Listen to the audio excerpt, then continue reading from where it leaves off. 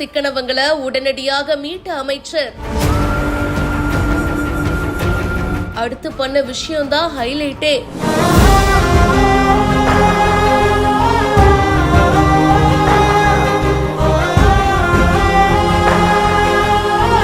ஆந்திராவை சேர்ந்த home minister Anitha வங்கலப்புடி தான் இந்த விஷயத்த பண்ணிருக்காங்க. அவங்களுடைய அரசோட 2 வருஷ ஆட்சியை செலிப்ரேட் பண்ற விதமா அதுக்காக போயிட்டு இருந்திருக்காங்க.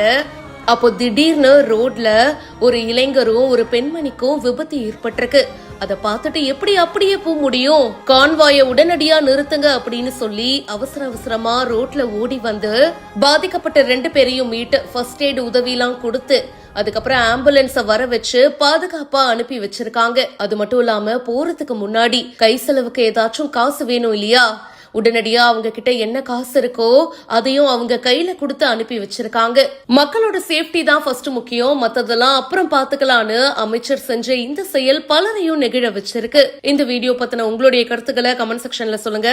மேலும் பல செய்திகளுக்கு பிஹைண்ட் நியூஸ் வாட்ஸ்அப் சேனலுக்கு இப்பவே ஜாயின் பண்ணுங்க.